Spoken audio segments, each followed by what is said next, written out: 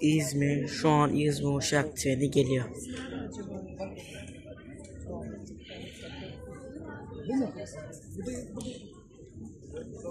Evet, yine 15.400. Bugün kalabalık ama.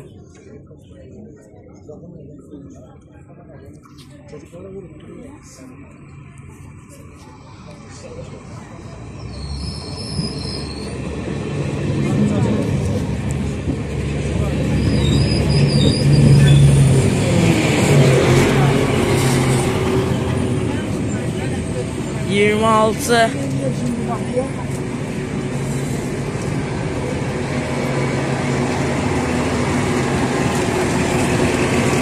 Ve evet arkadaşlar, tren kalktığında sizinleyim.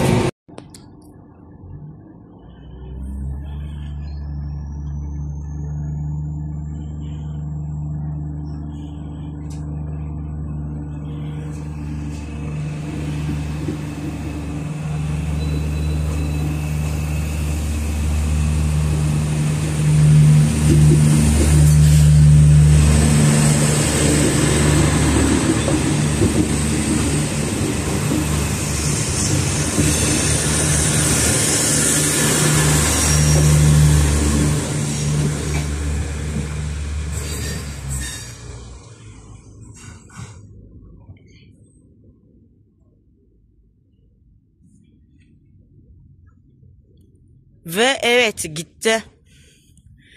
Ve evet arkadaşlar, yük treni ya da İzmir Bandırma treni geldiğinde sizinleyim. Evet arkadaşlar, ben dedim ki İzmir Bandırma treni beklerken size başka yeniliklerden göstereyim. Evet arkadaşlar, bu arada şu an ek kepçe yok. Oraya da birazdan gideceğim. Görüyorsunuz ki kepçenin öteki kepçe birazcık kaymış, demek ki yine aceleleri var ve bir kamyonet gelmiş ve size onu yakın kameradan göstereceğim. Ve şu an yakın kameraya geçtim. Bir de arkadaşlar, ben neden böyle yapıyorum söyleyeyim mi? Çünkü ben 0.6x kullanıyorum arkadaş. X kullanıyorum, yani açı geniş oluyor ama şöyle bir sıkıntısı da oluyor.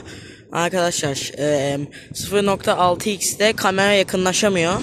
1x'ten sonrası yakınlaşabiliyor. Şu an görüyorsunuz ki bir kepçe var. Kepçe demeyeyim de bir kamyonet var, karıştırdım. O kamyoneti görüyorsunuz ki bu Mercedes kamyonetin bir değişiği arkadaşlar. Ve yine aynı şekilde bu merdiven de açık. Tabi yine aynı vagon duruyor, yani burada tek yenilik gelen şey şu kamyonet arkadaşlar. Tabi o daha cumartesi günü de vardı da o gün işte arkadaşlar, işte acelem vardı, o yüzden.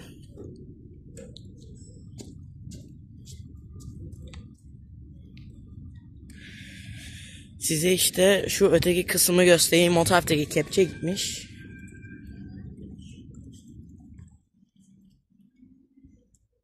Şöyle göstereyim araları. Evet, burası daha terk edilmiş bir şekilde duruyor. Ve evet arkadaşlar, kepçenin oraya geldiğimde sizinleyim.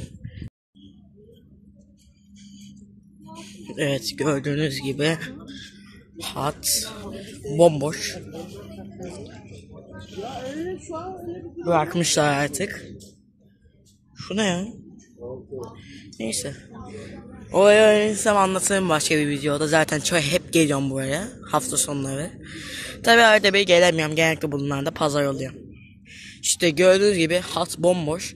Bu arada karşı tarafta hiçbir fark yok. Yine aynı şekilde duruyor o bakım treni.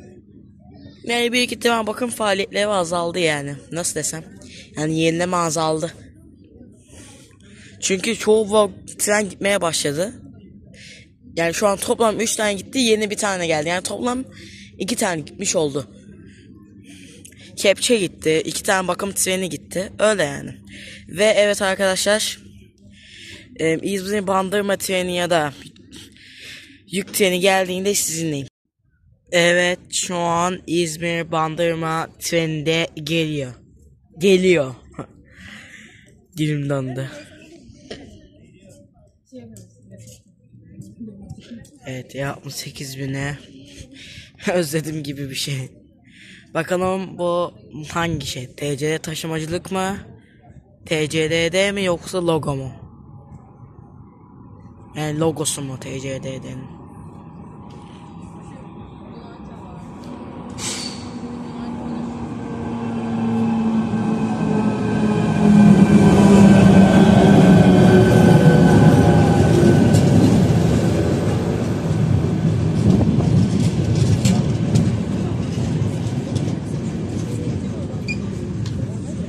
Evet, taşımacılık.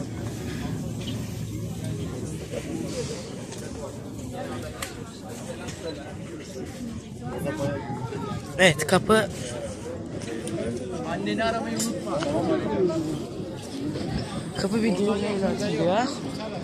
Ya da tren ışığı. Ve evet arkadaşlar, tren kalktığında sizin... Şu an kalkıyor.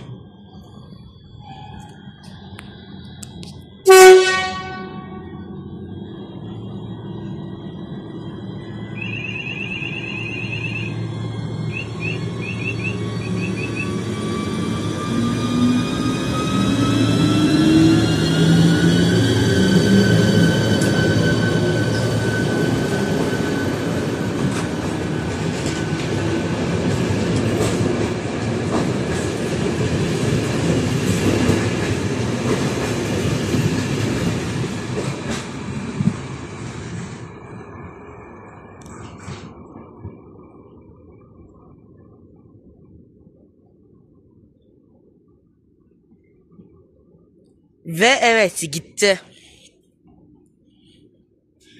Ve evet arkadaşlar, umarım beğenmişsinizdir.